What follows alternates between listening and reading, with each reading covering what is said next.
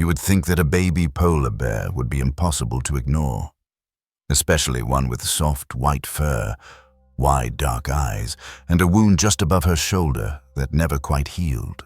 You'd think that even in the coldest corners of the world, even the hardest people would pause at the sight of something so vulnerable, so clearly not meant to be caged. But no one paused. Not that day. She wasn't roaring. She wasn't pacing. She wasn't begging.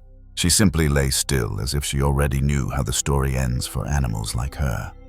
The auctioneer's voice echoed through the icy hangar. Lot 39. Female. Unknown origin. No one raised a hand.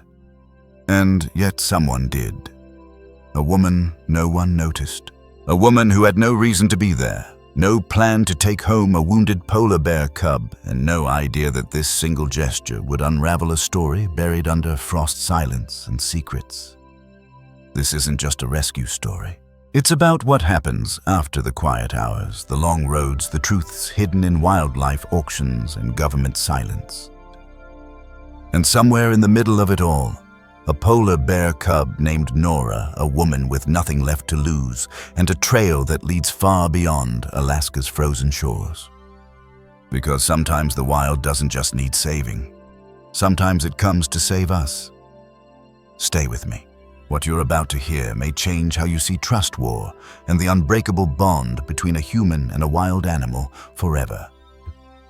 Out past the edge of Utqiagvik, Alaska, where the wind carves through the bones of abandoned oil fields and the sea ice never quite disappears, there was a storage facility that didn't appear on any local registry. No road signs pointed toward it. No maps acknowledged it, but locals had whispered about it for years. They said wildlife changed hands there. Not the kind of change that makes headlines, no gleaming rescue centers, no documentaries, no adoption forms.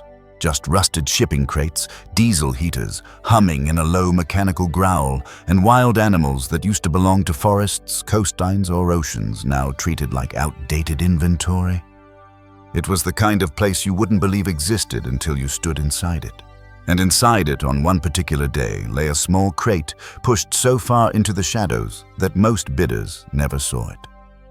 The label attached by a zip tie read, Lot 39, Female, Juvenile, Arctic Ursus maritimus, Limping, Unverified Origin. That was the only name she had. She was curled into herself, back legs tucked underneath her body, one paw gently pressed against the slats of the crate wall.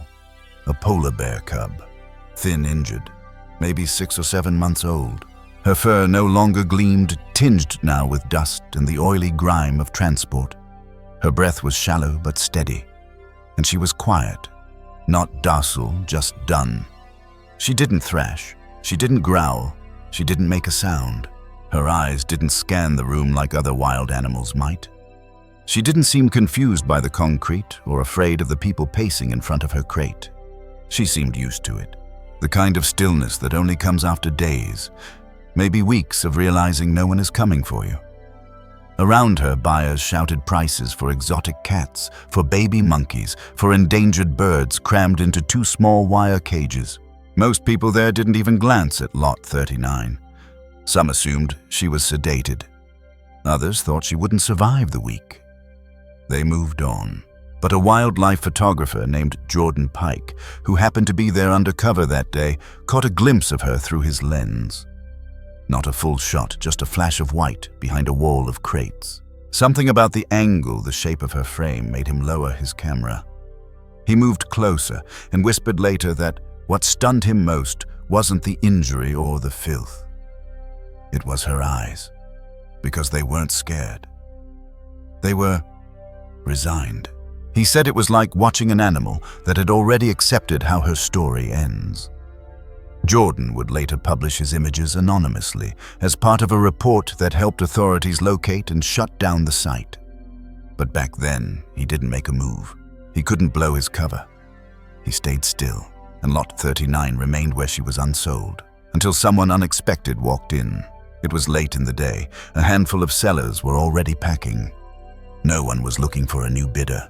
But the door opened with a gust of frost, and in walked a woman in thick boots and a hand-knit beanie clutching her coat tight against the wind. She looked like a local, one of those quiet Alaskans who know how to survive long winters with less. Her name was Mia Carter. She didn't come to buy an animal. She wasn't a rescuer or an activist. She'd spent the morning buying fishing hooks and thread at the town's supply store, had coffee at the same place she always did, and took a different road home that day for no reason she could explain. She hadn't expected to stop, but something about the shape of that old oil compound pulled her in. Mia had no background in wildlife rescue. She'd never seen a polar bear outside of photographs, but she knew about loss, and that might have been enough. As she walked through the rows of crates, her steps slowed. The closer she came to the back wall, the quieter everything got.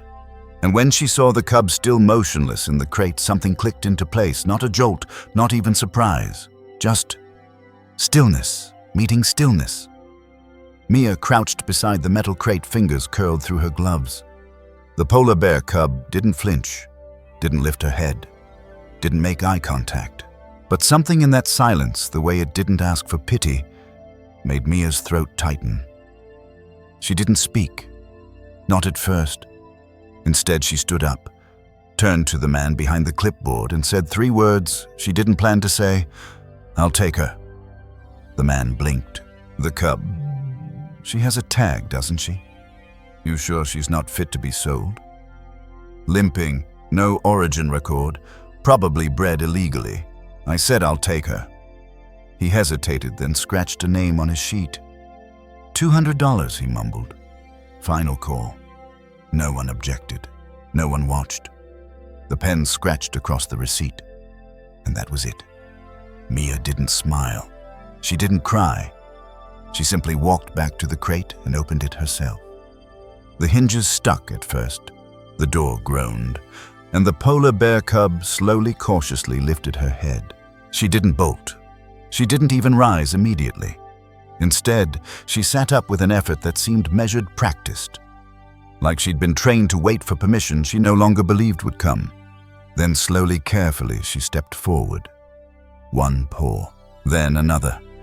Her limp was visible now, a drag in her back leg, likely from an old fracture.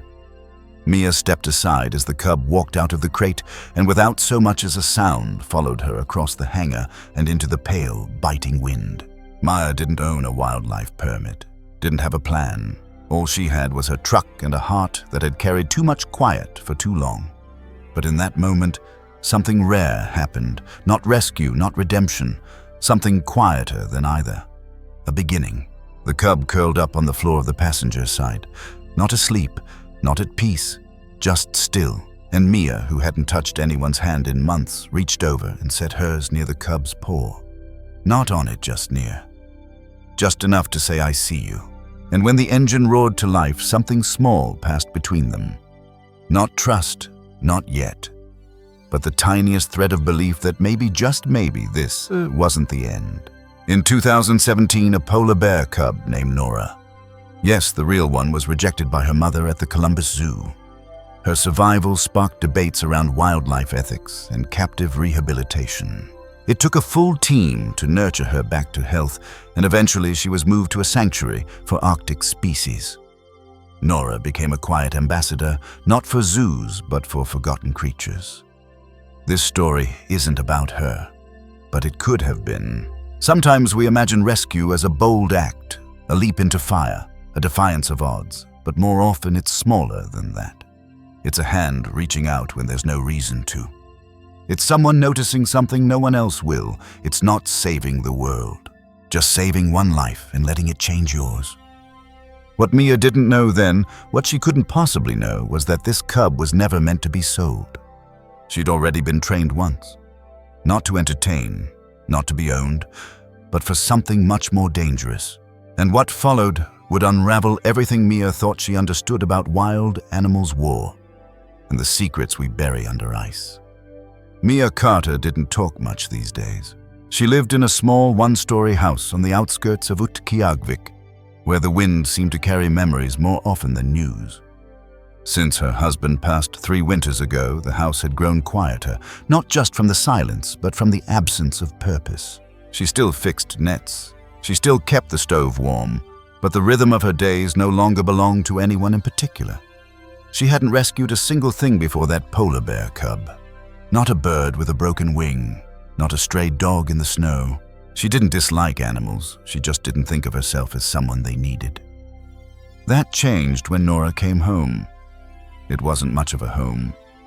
Just 2 bedrooms, a half-stocked pantry, and a space heater that clicked every time the wind picked up.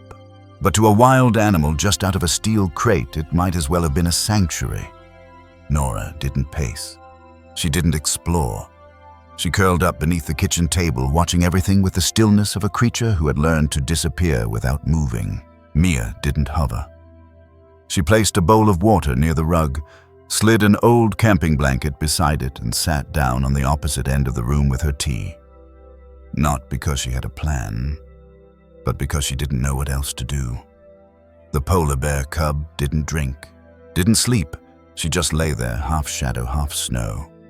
Still. Over the next few days, nothing dramatic happened. No sudden affection, no play, no breakthrough moment, but something else started to grow between them, a rhythm. When Mia got up, Nora lifted her head. When Mia sat near the fire, Nora scooted slightly closer, not too close, but enough to notice. When Mia reached into the cabinet for an old can of tuna, the cub's ears twitched. That was the first time Mia saw her move with curiosity instead of caution. It was a quiet kind of beginning, the kind you don't notice until it's already changed everything. Mia found herself thinking about things she hadn't in years. Her husband had loved wildlife documentaries, especially the ones about endangered animals. He used to say polar bears reminded him of old veterans, tough on the outside, tired on the inside, and always alert, even when no one was watching. She'd laughed at that comparison once. Now she wasn't so sure. Each night, the wind scraped at the windows, and Nora would stay curled by the heater, not sleeping, just awake in that odd way animals can be half watching, half dreaming. And Mia began to wonder if maybe she wasn't the only one in the room who knew what grief felt like. She started keeping a journal again. Nothing elaborate, just small notes. Chapter 19. She didn't eat again, but she came closer. I think she's listening when I talk. I told her about Jonah today. It didn't feel weird. Jonah was her late husband, a fisherman, quiet like her. He used to say the sea forgives everyone, but not quickly.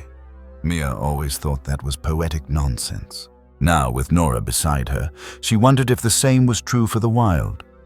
Nora didn't behave like a typical wild animal. Mia had lived in Alaska long enough to know what untamed wildlife looked like, agitated, alert, unpredictable. But this cub was something else. She watched the door. She froze at sudden sounds. She didn't react to her reflection, didn't sniff with curiosity, didn't chew through cushions or scratch walls like a bear cub might. She acted like she'd been trained to wait. Mia brought it up to the local vet during a call for advice. She doesn't act, wild, Mia said. She's not afraid of me, but not affectionate either. What's she doing? Dr. Evelyn Clark asked. Nothing, but in a way that feels deliberate. Like she's watching me more than I'm watching her. There was a pause. Then Evelyn said, "Don't underestimate what trauma does to an animal. Stillness is a survival strategy too." That night, Mia couldn't sleep. She sat by the fire, sipping tea, watching Nora doze under the table. And for the first time, she let the idea into her mind that maybe she hadn't found a regular polar bear cub at all. Maybe this was something different, something done. Something used. In 2021, a report surfaced from wildlife conservationists detailing cases where wild animals, especially orphaned or injured ones, were unknowingly funneled into the exotic pet trade or even covert research. Some had been trained using behavioral conditioning techniques to respond to cues. Others simply learned not to resist. The rescue of those animals rarely made headlines. But for the people involved, the real work started after the cages opened. Mia didn't know that story when she took Nora in, but she was starting to write one of her own. She never meant to rescue anyone. She didn't think of herself as a rescuer. And when a local teacher asked if Nora was her new pet, she quickly said no. "I'm just giving her a place to rest," she said. "That's all." But each day something subtle shifted. Nora began to follow her, not closely, but enough to feel like it meant something. She'd wait near the front window when Mia stepped out. She'd sit in the same spot near the fireplace every evening. When Mia hummed an old tune her husband used to sing, Nora's ears would move, tracking the melody. And then one night, as the storm came in hard, the power flickered and the heater died. Mia scrambled to relight the stove, wrapped herself in blankets, and curled on the couch. As the wind howled louder, she heard the soft click of claws on wood. Nora padded across the floor and lay down directly beneath her. Still not touching. Still no growl, no whimper. Just there. Present. And for the first time since Jonah's passing, Mia felt the kind of warmth that didn't come from fire. Sometimes we think purpose has to arrive like lightning, loud, dramatic, unmistakable. But more often it shows up like this, quietly, when we aren't looking. In the form of something we didn't expect, don't fully understand, and aren't sure we can handle. A polar bear cub in a broken crate. A silence that feels strangely familiar. A presence that changes the air not with words, but with waiting. You don't always rescue something because you're brave. Sometimes you do it because you recognize the same ache in someone or something else. Weeks passed. Mia cleaned out her husband's old workshop and turned it into a resting space for Nora. She reinforced the walls, added soft mats, and lined the windows with insulated film. She called the state wildlife office, but no one had a record of a polar bear cub matching Nora's features. That was strange. Even stranger, the collar she found was buried in the folds of Nora's neck fur, faintly visible under layers of winter coat. It wasn't leather. It was composite, durable, worn by time. It had no tags, no name, just a small metallic bump barely visible. Something she couldn't identify. Not yet. But it would come to define everything. Because what Mia couldn't know in those early quiet nights was that this cub hadn't wandered from the wild by accident. She hadn't simply been lost. She had been removed. And somewhere buried under frost and fear, there was a reason why someone trained a polar bear cub to be silent, alert, and waiting. It had been nearly 3 weeks since Nora arrived. By now, the routine had settled like snow. Mia woke, first lit the stove, boiled water for tea, checked on the polar bear cub, who by some silent agreement always slept facing the door. Then came small tasks, feeding, brushing loose fur off old rugs, turning the radio low so the house didn't feel so hollow. Nora had begun to move more. Her limp was still there, noticeable in the way she favored one leg when rising, but her strength had returned. She no longer flinched at the sound of the kettle. And when Mia stood by the window too long, Nora would nudge the back of her coat as if to say, "You okay?" Still, something didn't sit right. It was the way Nora stopped at every threshold. How she paused before entering any room, eyes scanning first. It wasn't the behavior of a recovering cub. It was practiced, purposeful. Mia had lived long enough to recognize the difference. And then there was the collar. She'd found it on a slow afternoon while gently brushing Nora's coat with an old towel. The cub had relaxed against the edge of the porch. Beneath a thick layer of underfur, Mia's fingers caught something smooth. She leaned closer and saw it not leather or rope like one might expect from a poacher or trafficker. It was matte black, minimal, and fixed with a small, hard nub barely larger than a raisin. A tracking device. Mia didn't panic. She reached for her phone and called the only person she trusted with questions like this, Dr. Evelyn Clark, the semi-retired vet who ran a modest wildlife clinic just outside Fairbanks. She didn't ask many questions, which was precisely why Mia trusted her. That evening, with Nora curled up in the back of the truck under a blanket and the wind gnawing at the windows, Mia drove south. It took nearly 12 hours. Evelyn greeted her with coffee and quiet. They didn't talk much at first, just the sound of boots on tile, the click of medical trays, the low hum of machinery. The scanner Evelyn used was old, rescued from a university surplus bin years ago, but it still beeped when she waved it across the bump on Nora's collar.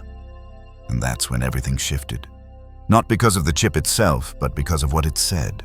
The number was a long string unformatted with no country code. Just a sequence. Evelyn's brows furrowed. "That's not a wildlife registry code," she murmured. "It's military." Mia didn't respond right away. "What kind of military tags animals?" Evelyn shrugged gently. "None officially, but there have been programs." Mia stared at the monitor. She wasn't someone who believed in conspiracies. She barely had internet, but even she could tell this wasn't normal. Evelyn stepped away. Made a few calls to old colleagues, quiet ones, trusted ones. After a couple of hours and some hesitant emails, a single partial record appeared. No agency name, no personal details. Just a code name linked to the Chip ID project EOS 112. Handler, Heart. D. Status, KIA. Mia didn't know what EOS meant, but the word KA stood out clear as day. Killed in action. "Whose heart?" she asked. Evelyn's lips pressed into a line. "I don't know. But if this bear was part of something blacked out, someone out there probably doesn't want her found." Over the years, governments have tested numerous military wildlife integrations, some public like Navy dolphins, trained to detect underwater mines, and some far less visible. A declassified project from the late 90s, Sage Boundary, involved Arctic foxes trained for border surveillance. Most programs were shelved quietly, yet rumors persisted about colder, quieter missions, those meant for places satellites didn't always reach. If any were true, they likely left behind more than just files. They left survivors. They took a printout of the chip number and a photo of Nora's collar. Evelyn didn't ask what Mia would do next. She knew better. Mia wasn't a woman who acted without weight, and whatever this meant, it wasn't just about a wildlife rescue anymore. Back in Utqiagvik, the sun didn't rise for long in February. Mia sat at her kitchen table, that next morning chip number, written by hand, in her notebook. She looked at Nora, who was watching the front door again, ears up. Not fearful, just waiting. That word haunted her. She remembered something her husband once said after returning from a deployment overseas. "The worst part isn't what happens to you. It's how fast the world forgets you were even there." Mia looked at the chip again. Heart D. She opened the old laptop they barely used except for taxes and typed it in. It took hours of searching, pages of dead ends. But eventually, buried in a blog post from a military widows support group, she found it Captain Dylan Hart, U.S. Army, missing in Arctic operation, declared KA. The body never recovered. No photos, no press, just a 2-sentence obituary that led nowhere. But someone had listed him. Someone had remembered. That night, Mia sat beside Nora near the porch steps and quietly whispered the name. Dylan Hart. The bear didn't react, but the air around them felt heavier. Mia scribbled in her notebook again. Why was a polar bear cub assigned to a soldier? And underneath that, if he's gone, who let her go? Truth doesn't always arrive with sound. Sometimes it comes through static, through broken records, through names scratched into forgotten corners of official logs. Most people never chase those whispers, but those who do, those who listen, often find the pieces no one meant to leave behind. Sometimes wild animal stories don't belong in the wild. They belong in the silence left behind by men in uniform. For the next few days, Mia did what she always did, chores, tea, tending to the stove. But her eyes kept drifting to the photo she'd printed of the chip record. She read it like scripture, over and over. And each time one thought grew louder. This bear wasn't lost. She was discarded. Discarded by someone or by something. She took the collar and wrapped it in linen, tucked it inside an envelope, and mailed it unmarked to a journalist friend of her husband's in Anchorage. She didn't include her name, just a note that read, "If you're reading this, ask about Project EOS 112. Not all animal rescues begin with injury. Some begin with memory. Some begin with names hidden in digital margins. This wasn't just a cub who limped. This was a polar bear born into something trained for something, then abandoned the moment she was no longer useful. And if there was one thing Mia couldn't abide, it was the idea that a living being could be erased like a bad plan. She didn't know where it would lead, but she knew she couldn't stay silent anymore. The reply came 2 days later. An email. Subject line: "We need to talk. I know who Dylan Hart is." The sender: a woman named Jillian Ray. She'd been chasing the EOS story for years, and now someone else finally had a piece of it. The message came at 2:13 a.m. Mia was half asleep on the couch, a wool blanket wrapped around her legs, and the faint crackle of the wood stove in the background. She hadn't meant to doze off, but sleep had become unpredictable since she'd found the chip inside Nora's collar. Something about knowing the polar bear cub hadn't just been trafficked, but trained possibly for military use, had kept her brain turning over the same question again and again. Who would teach a wild animal to wait at doorways? When the old laptop dinged, she sat up. From J. Ray at sentinelpost.org. Subject: "We need to talk. I know who Dylan Hart is." The email was short. Captain Dylan Hart was part of a unit that was never supposed to exist. "I've spent 4 years tracing scraps of this program, and you're the first person who's ever contacted me with real evidence. If you're willing to meet, I can explain everything." She left a number. Mia didn't wait. She dialed before the sun came up. The voice that answered was steady, clear, and tired. Jillian Ray sounded like someone who had gotten too used to being disbelieved. She didn't waste time with small talk. The project was called Echo Shield, later renamed EOS 112. It was developed jointly by a private security firm and a federal agency that doesn't publicly exist. The idea was to integrate wildlife, specifically Arctic predators, into long-range terrain surveillance in high-risk regions. They were trained to detect movement across ice, identify unfamiliar human scent, and respond silently. Mia stayed quiet. I found records, photos, names. But the program was dissolved after a mission went wrong. One handler was listed as KIA. Dylan Hart. His partner was a female polar bear cub. Jillian paused. Until now, I thought she died with him. Mia turned her head towards Yisrael, the fire, where Nora was resting, eyes half closed, head still angled toward the front door as always. "She didn't," Mia said.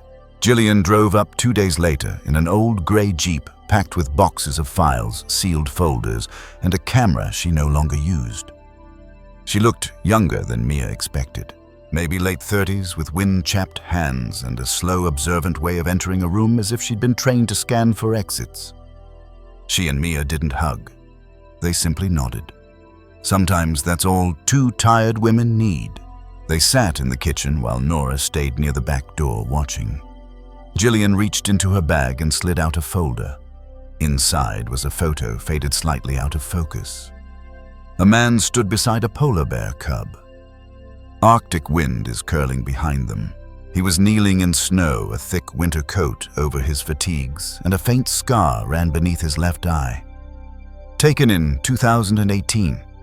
Location classified. That's Captain Hart. And according to everything I've found, he never came back. Mia looked closer. There was something in the way the cub in the photo stood, shoulders forward, ears alert, but body relaxed, that reminded her of the way Nora rested now. Not defensive, not submissive, just ready. This photo was taken 6 months after the official date of death, Jillian added, so he survived. Jillian nodded, but he disappeared. And that's where the trail ends. Someone buried it fast. The team was pulled out, files redacted. Echo Shield was folded into another name and then quietly dissolved. Mia asked the only question that mattered. Why would he abandon her? I don't think he did. In 2019, a whistleblower leaked details about a Department of Defense initiative that involved the use of wildlife surveillance in remote terrains, particularly near ice-locked zones where conventional equipment failed. While the program never officially listed animals by species, internal memos referenced Arctic-adapted tracking systems with autonomous behavioral routines. To this day, none of those programs has been publicly acknowledged, but what they left behind once the funding ended was real. Some endangered animals, including species with high intelligence and social bonding behavior, were never accounted for after field testing. Back in Utqiagvik, Gillian stayed 2 nights. She didn't record anything, didn't publish yet. She knew this wasn't about headlines. It was about how to proceed without hurting the animal at the center of it all.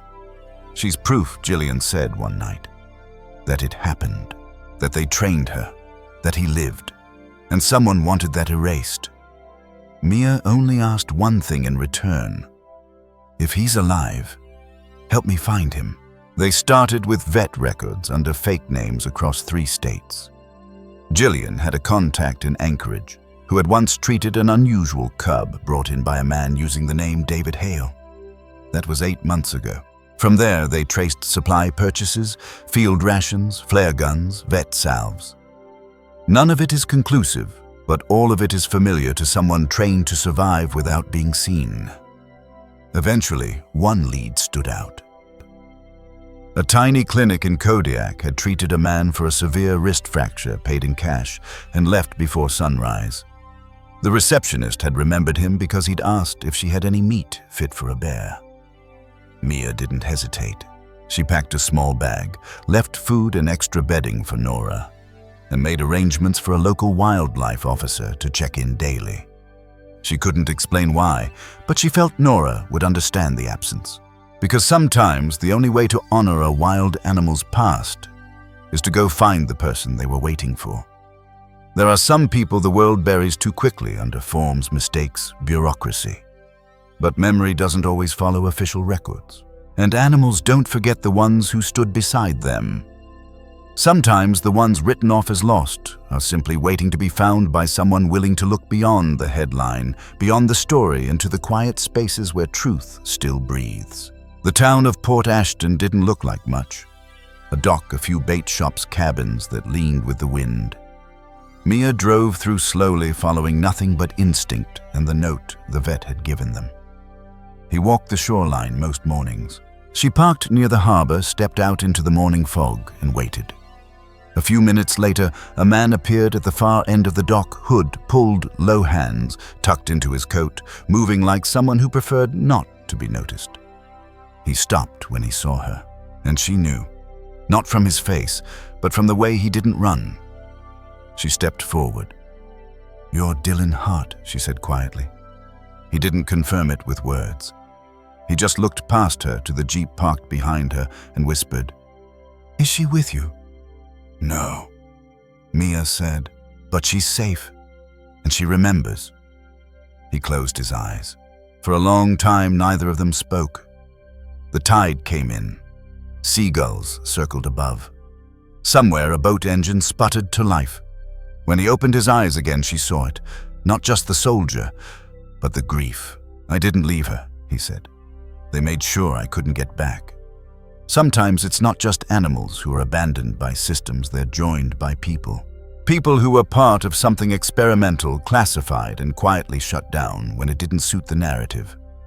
What does it mean to be declared dead while still alive? For Dylan Hart, it meant exile. For Nora, it meant captivity. And for both, it meant waiting on opposite ends of the world for someone willing to connect the silence between them. The next day, Mia brought him home. He didn't ask questions, he just rode in silence.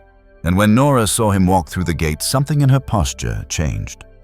Not a charge, not a cry. Just the stillness of someone recognizing another part of their own story. Dylan didn't unpack the first night. He sat at Mia's kitchen table, coat, still zipped eyes, scanning the room the same way Nora did when she first arrived. Not anxious, just aware. The kind of presence that comes from too many months in the field. Mia didn't push.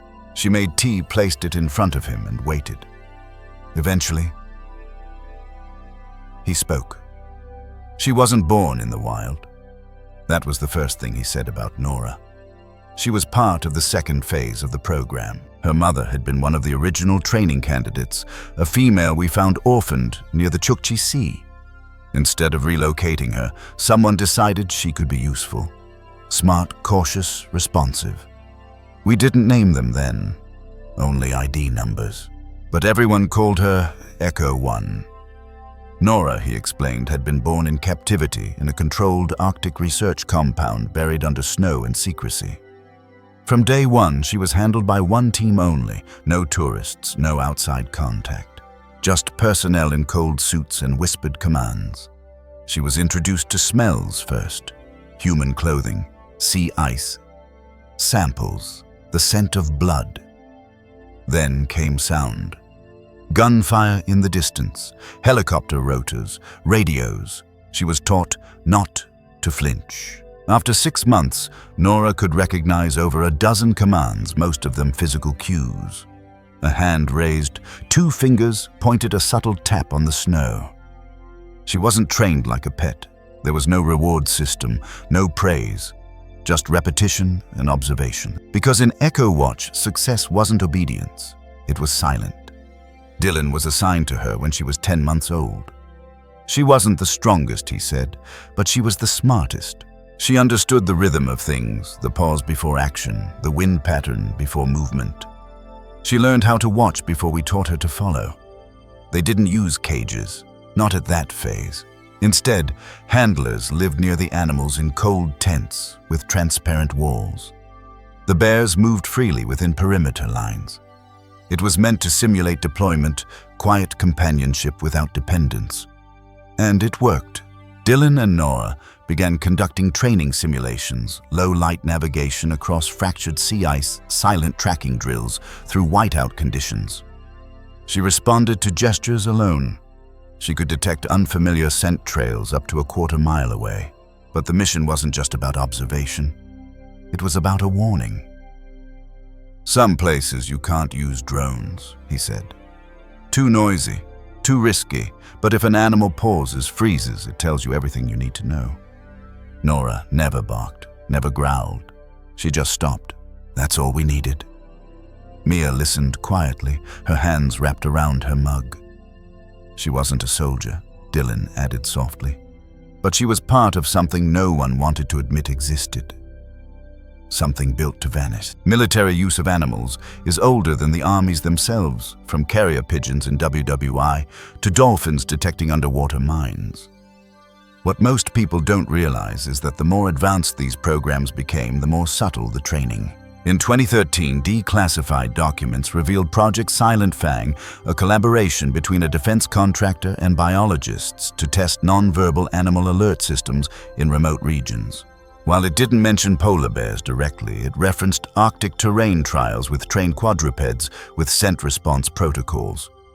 Projects like these rarely become headlines, but they leave footprints in training logs, in broken units, and sometimes in survivors.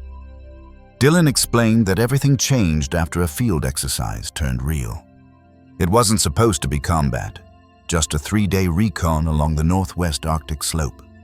But on the second night, a supply drop ever arrived. Radio silence followed. Then a sound none of them were prepared for, 2 quick blasts in the distance. Unfamiliar boots on ice. They moved to the extraction points. Dylan stayed behind to cover the team's withdrawal. Nora stayed too. Not because she was told, but because she didn't leave when he did.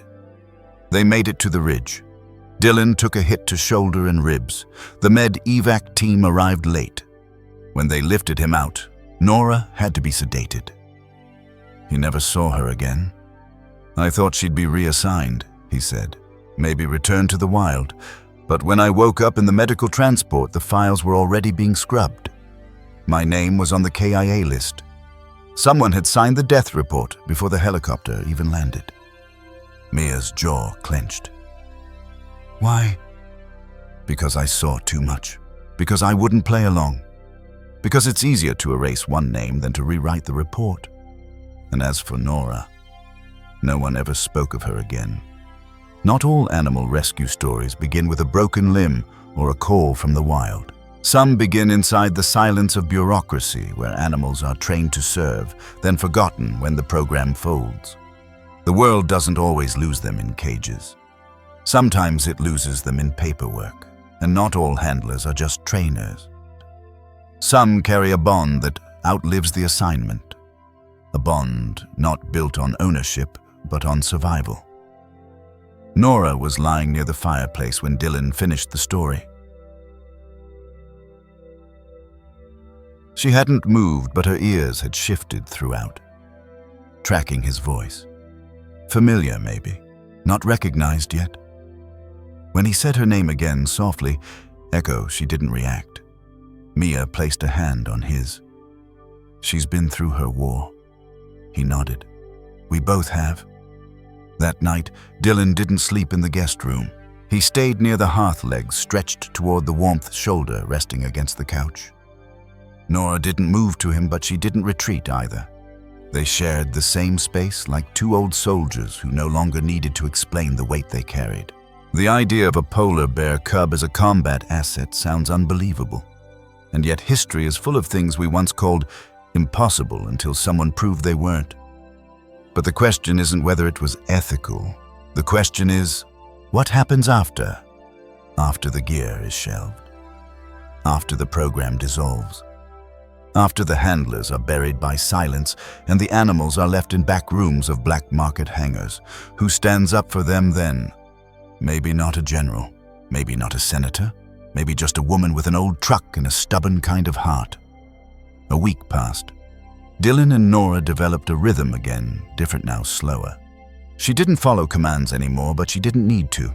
She knew when he stood, when he sat, when the air changed. Sometimes that was enough. They walked together near the tree line. Not far, just enough to breathe. But then, something strange happened. One morning, Dylan stepped outside, expecting to see Nora lying by the porch. Instead, she was facing the far side of the yard. Body, rigid, ears, sharp. A stillness, not of rest, but alertness. Dylan followed her gaze. At the edge of the property tire tracks.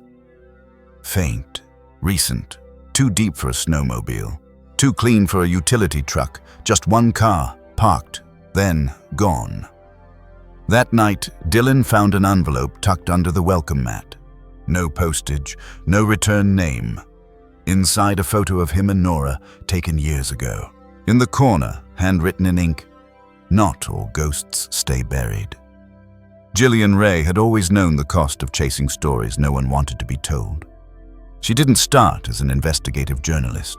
She used to write about river cleanups, conservation victories, heartwarming animal rescue features, the kind of stories that made people feel good for 5 minutes before scrolling on.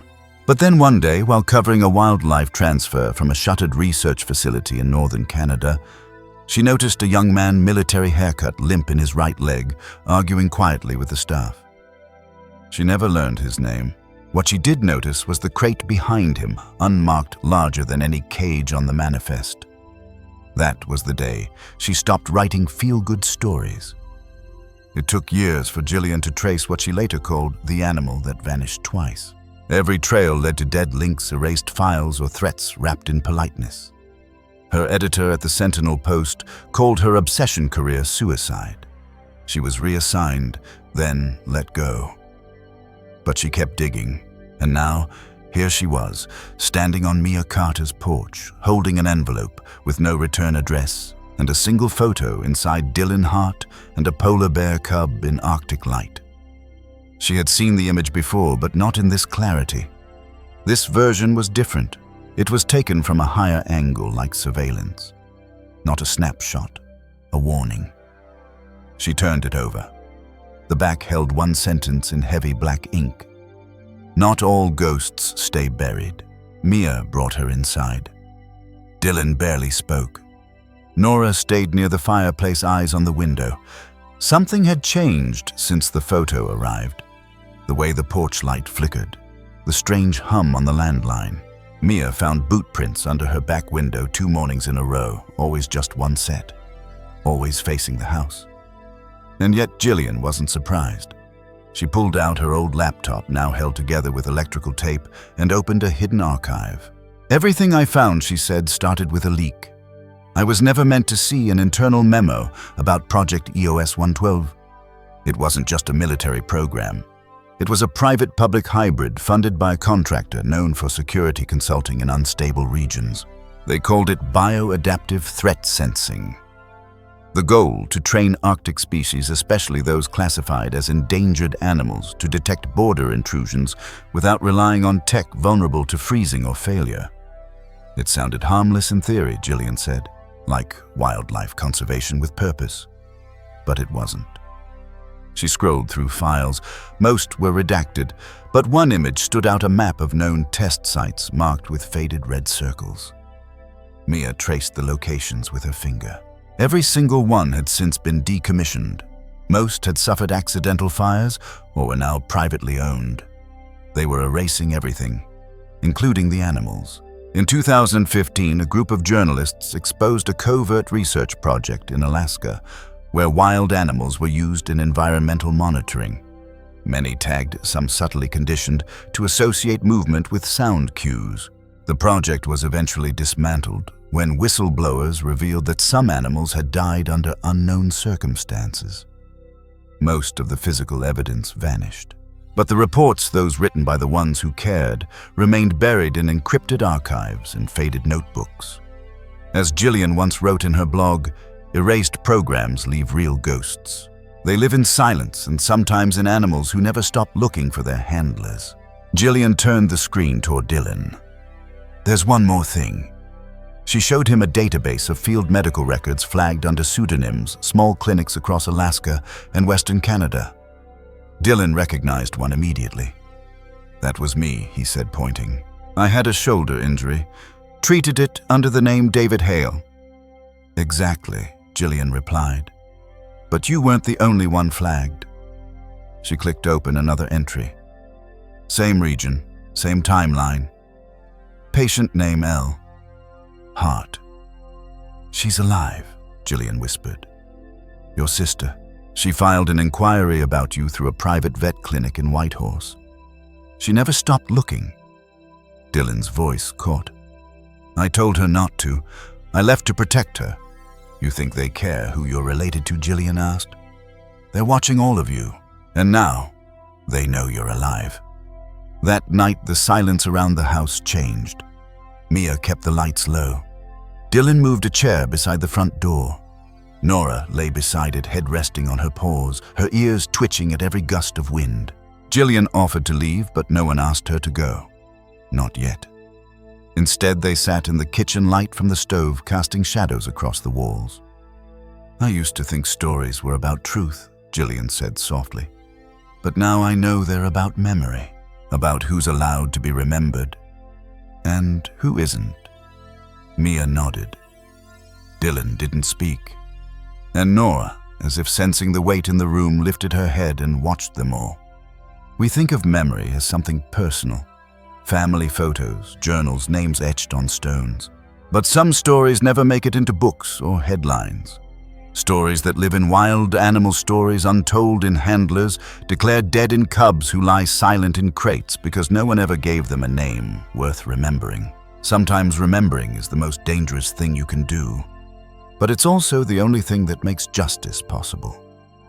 The next morning, Dylan stepped outside to get firewood. The sun barely crested the horizon. He paused. A car sat quietly at the far end of the road. No movement, no headlights, just presence. He didn't approach, didn't need to. The message was clear. We know. He brought the logs inside without a word. By noon, Gillian had already packed her things. I'll publish it, she said. I have everything I need. The photo, the chip number, your testimony. But I'll do it right. Will it help, Mia? Asked. Maybe not now, but one day, and if I don't write it, they'll win twice. Dylan placed the surveillance photo in her hands. Tell the truth, he said. Not the version they buried. When animal rescue intersects with power, silence becomes currency. Governments, agencies, private groups. They all know that wildlife can be controlled, used, and then disposed of quietly. But they forget one thing. Animals remember, and so do the people who love them. It only takes one reporter with nothing left to lose to crack open the truth. 2 days later, the first article went live. The headline was simple: "The Polar Bear Who Waited the Untold Story of Echo Shield." The internet reacted slowly at first. A few shares, a handful of comments.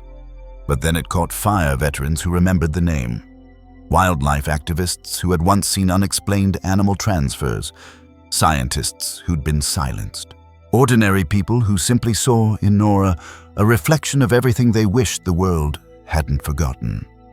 Nora became a symbol not of war, not even of endangered animals, but of resilience, of loyalty, of the cost of silence. Gillian left the house that evening, headlights fading into snowfall. Mia stood by the window. Dylan leaned against the door frame. And Nora? She lay between them both, no longer facing the door but watching the fire instead. The article hit harder than anyone expected.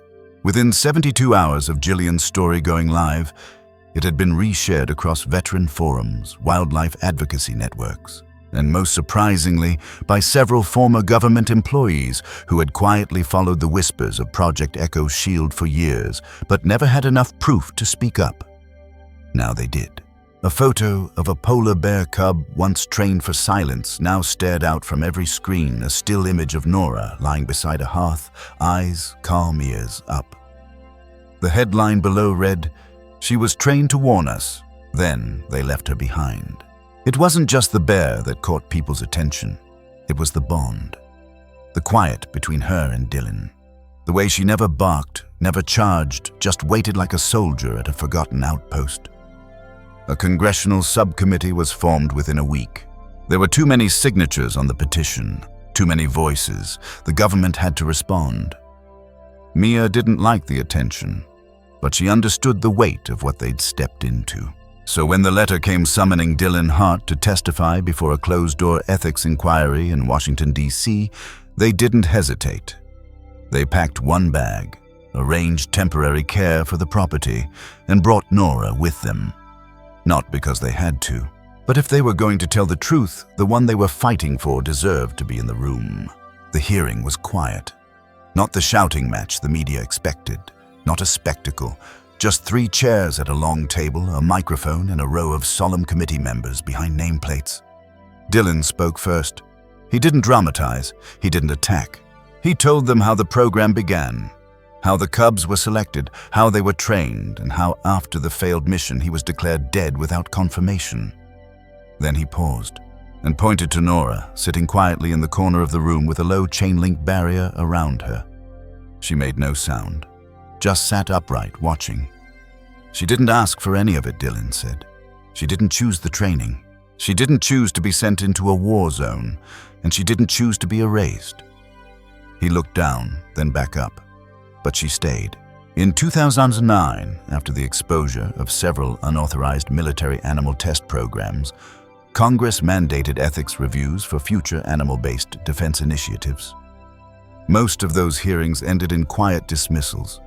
The animals were never named. Their handlers were silenced. But once in 2012, a retired Army specialist testified about his service dog, a canine unit denied retirement status. The room went silent when he said, "He carried my life," and they called him expendable. That case led to changes in policy. Small ones, but they mattered. History moves not through outrage, but through remembrance. Gillian was called next. She laid out the timeline, the missing records, the misfiled transfers, and the fire that destroyed one of the northern test sites just 3 days after the original project was shut down. Mia followed.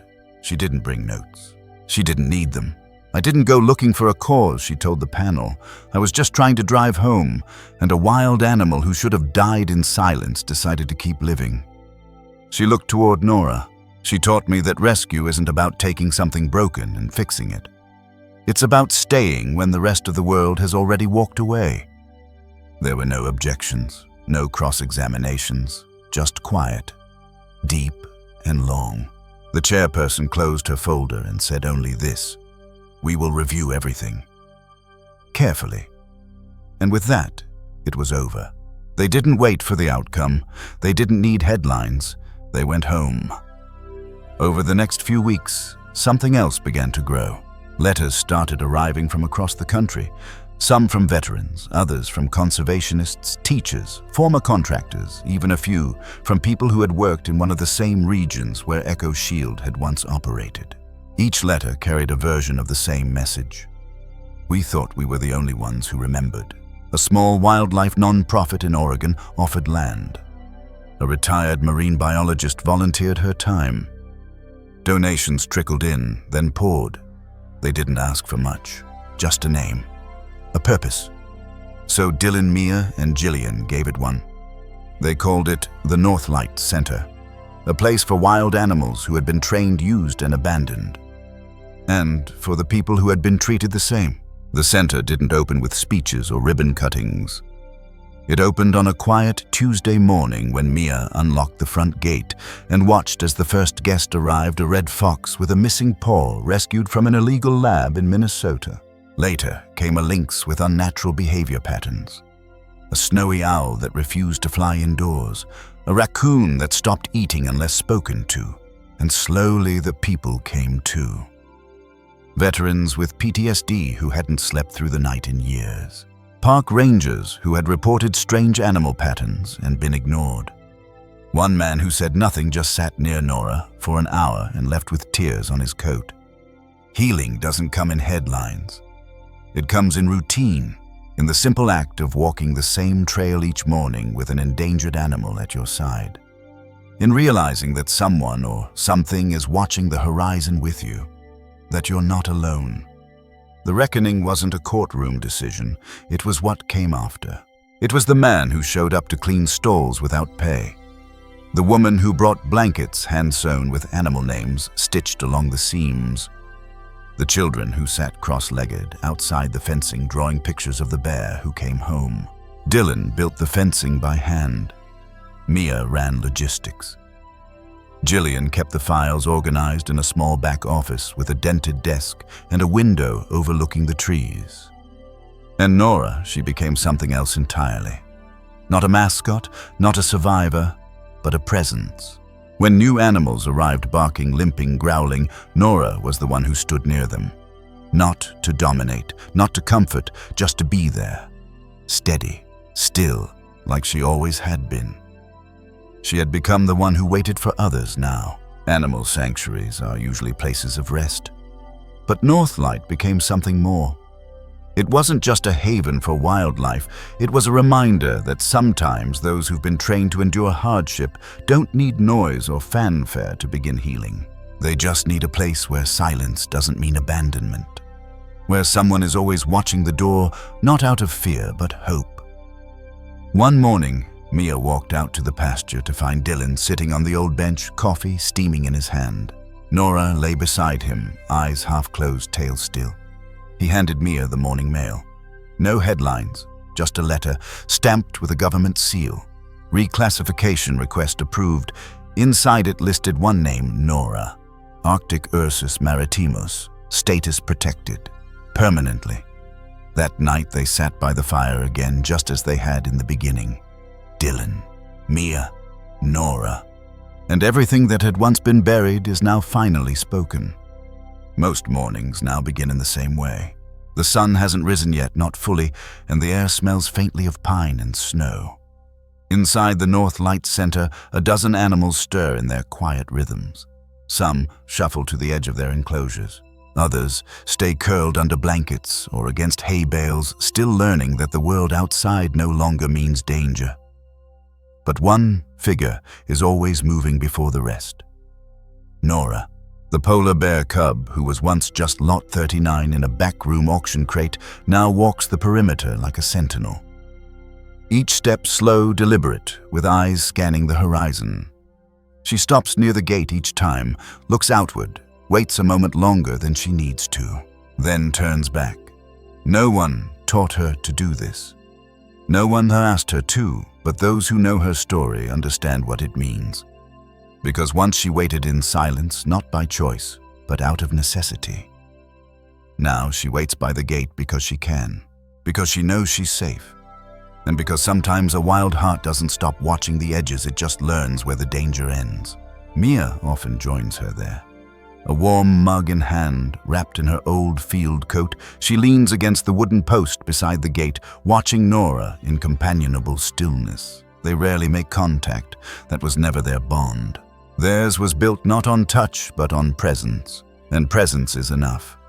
Dylan, meanwhile, spends more time in the tool shed these days. Not out of habit, but hope. The center has grown. New enclosures, a few cabins for overnight guests. A classroom that hosts workshops about wildlife ethics, animal rescue history, and stories the textbooks left out. He's even been invited to speak twice at symposiums on animal-human trauma recovery.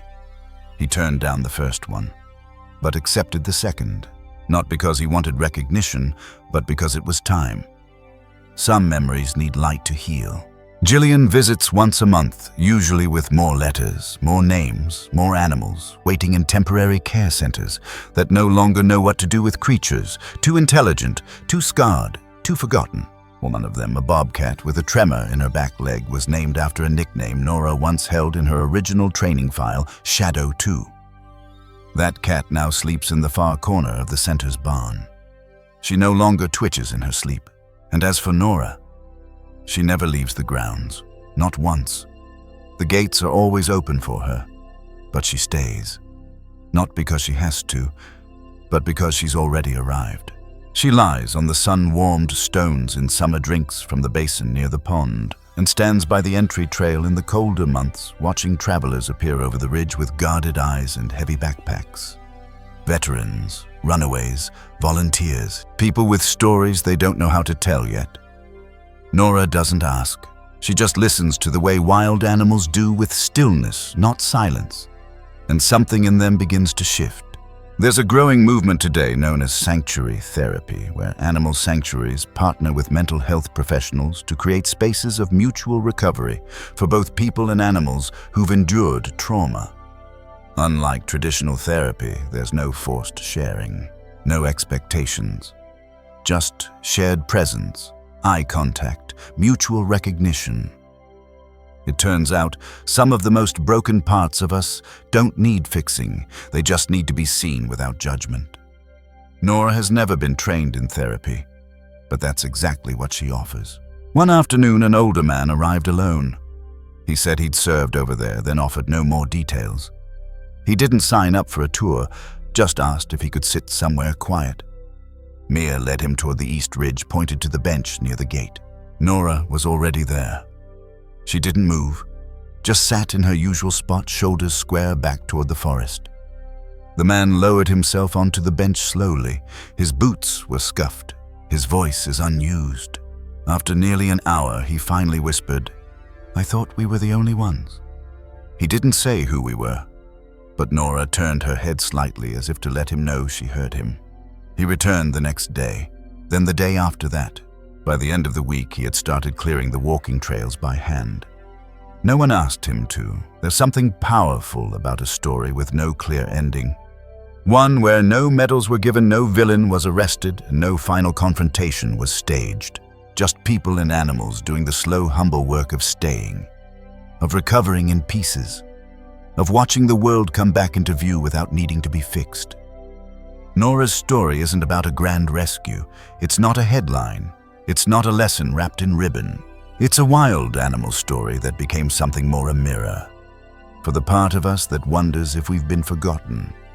For the part that remembers pain without always understanding it.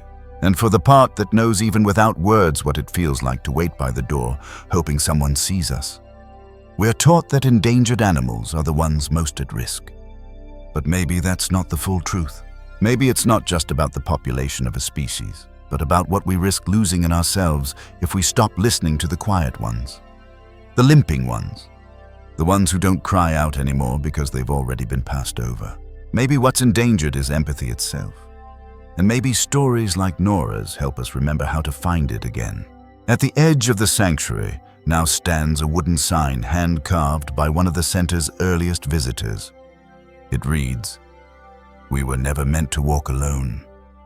Beneath it, a line etched into the post. She waited. so we could stop. Sometimes on clear evenings, Nora still walks to the gate and sits facing the horizon. No sound, no movement, just watching, not in fear, not in grief, but in the quiet, grounded confidence of a creature who no longer needs to be found. Because she is home, and because now she waits for others not to rescue them, just to remind them that healing is real, even here, even now. If this story touched something in you, if it reminded you of a time when you felt forgotten, or of a creature you once loved, or of the quiet strength it takes to keep going, I invite you to carry that feeling forward. Let it change the way you see wildlife. Let it change the way you see yourself. Not everything needs fixing. Not every story needs a climax. But every one of us needs a place where we can stop walking just for a while. Let Nora's story be that pause for you. And if you want more stories like this, ones that honor both the pain and the healing, the forgotten and the remembered, please like this video, subscribe, and share it with someone who might be waiting by their gate.